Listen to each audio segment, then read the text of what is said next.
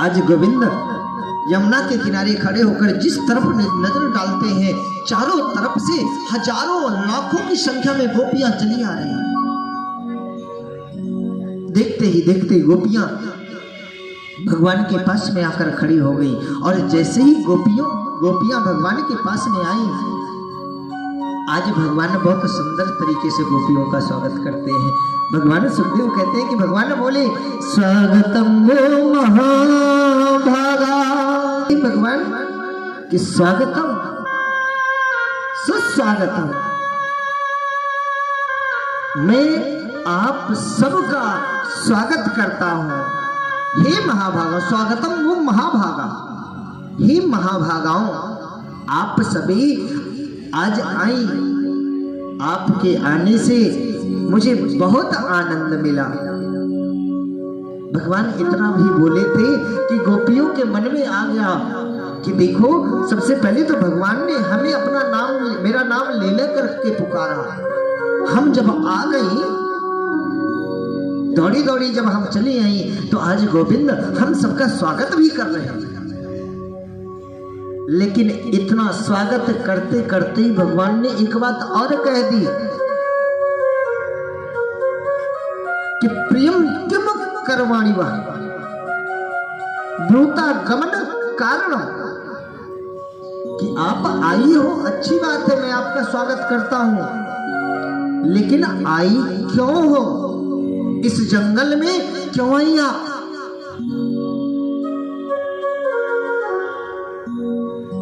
लाखों गोपियां सर नीचे करके खड़ी हैं, विचार करती हैं क्या बताएं कि क्यों आई।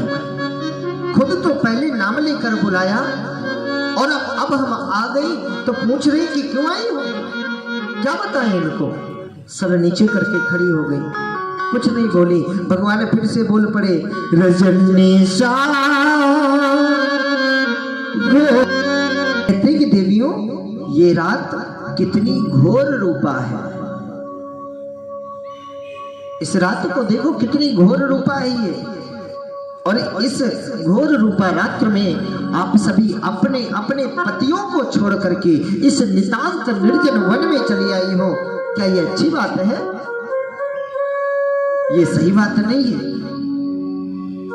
आप सभी वापस जाओ, अपने पति की सेवा करो, अपने पति के चरणों की सेवा करो। नारी का ये सर्वश्रेष्ठ कर्तव्य है, सर्वश्रेष्ठ नारी का धर्म यही है कि वो अपने पति के चरणों की सेवा करे, यही उसका सबसे बड़ा धर्म है। बेचारी गोपियों ने कोई जवाब नहीं दिया, चुपचाप अपने अपने स्थान पर बैठ गई, नीची नजर करके बैठी हैं। कन्हैया कहते हैं कि देवियों, आपने कोई जवाब नहीं दिया कि क्यों आई हो आप। भगवान प्रश्न भी खुद कर रहे हैं, उत्तर भी खुद दे रहे हैं। अच्छा, एक बात हमने आप सबको बताई थी तीसरे या चौथे दिन कि भगवान जब किसी को अपना बनाते हैं ना, तो सबसे पहले परीक्षा लेते हैं। ऐसे ही सबको अपना नहीं बना लेते, परीक्षा लेते हैं पहले। आज भगवान परीक्षा ले रहे हैं। भगवान ने कहा, अच्छा मैं समझ गया कि आप सभी क्यों आई हो। आप सबने जंगल नहीं देखा, ये जंगल देखने आई हो। चलो अब जंगल देख लिया, अब सभी अपने अपने घर जाओ।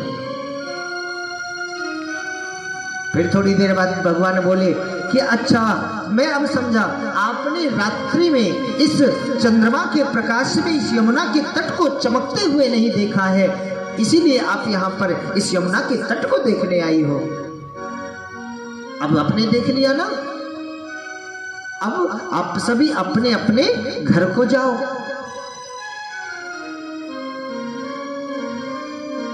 गोपियां चुपचाप बैठी हैं, कुछ बोले नहीं रही है। भगवान बोल पड़े कि गोपियों, मैं तुमको एक कथा सुनाता हूं, सुनो। गोपियां चुपचाप बैठी हैं, गोविंद एक कथा सुना रहे हैं। गोविंद ने कहा कि एक पतिव्रता स्त्री थी, आंगन में बैठी थी। उसका एक वर्ष का छोटा सा बच्चा था। आंगन में बैठी हुई चावल बीन रही थी। उसका वह छोटा सा बच्चा पास में खेल रहा था। आंगन में ही एक कोने में एक छोटा सा कुंड बना हुआ था जिसमें अग्नि प्रज्वलित हो रही थी। वह स्त्री चावल बेच रही थी। तभी अचानक से उसके पति कहीं बाहर गए हुए थे, आए और पत्नी के पास बैठ गए और बैठे बैठे पत्नी की गोद में अपना सर रखकर लेट गए और जैसे ही लेटे उनको निद्रा आ गई, सो गए। वह स्त्री पतिव्रता थी। उसने विचार किया, यदि मैं इनको जगाऊंगी, इनकी नींद टूटी तो मेरा पतिव्रत धर्म नष्ट हो जाएगा, इसलिए जब तक सो रहे हैं मैं ऐसे बैठी रहूंगी। लेकिन तभी उसकी नजर अपने बच्चे पर गई। वह बच्चा खेलते खेलते उस जलती हुई अग्नि के कुंड के पास पहुंच गया था।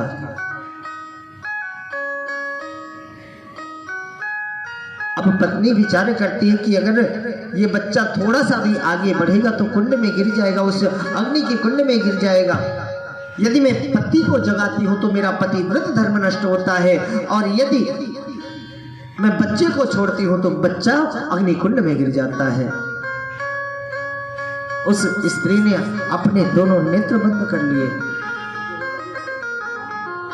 बच्चे की तरफ देखना बंद कर दिया।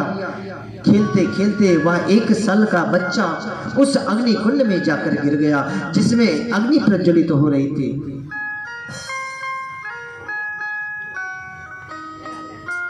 वह स्त्री आंख बंद करके चुपचाप बैठी है। थोड़ी देर बाद जब उसके पति की निद्रा खुली, पति ने उसकी गोद से जैसे ही अपना सर उठाया, वह स्त्री खड़ी हुई और भागती हुई उस अग्नि कुंड के पास गई तो उसमें जाकर देखा अग्नि बहुत तेज प्रज्वलित हो रही थी और उस जलती हुई अग्नि में उसका वह 1 साल का छोटा सा बच्चा किलोल कर रहा है, खेल रहा है। आज गोविंद गोपियों से कहते हैं कि गोपियों, जानती हो ये बच्चा 1 साल का बच्चा उस जलती हुई अग्नि में भी सुरक्षित क्यों है? वो खेल क्यों रहा है? क्योंकि उसके बच्चे के प्राणों की रक्षा किसी और ने नहीं, उसके अपने पतिव्रत धर्म ने की है। उसने धर्म निभाया और धर्म ने उसके बच्चे के प्राणों की रक्षा की। इसीलिए मैं कहता हूं कि स्त्री के लिए सर्वश्रेष्ठ धर्म है पतिव्रत धर्म, पति के चरणों की सेवा करना।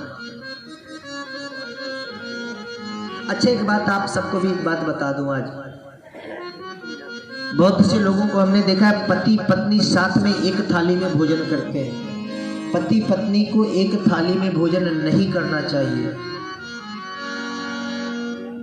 हमेशा पति की जूठी थाली में पत्नी को भोजन करना चाहिए, एक साथ नहीं करना चाहिए। प्रेम से बोलिए जय श्री कृष्ण।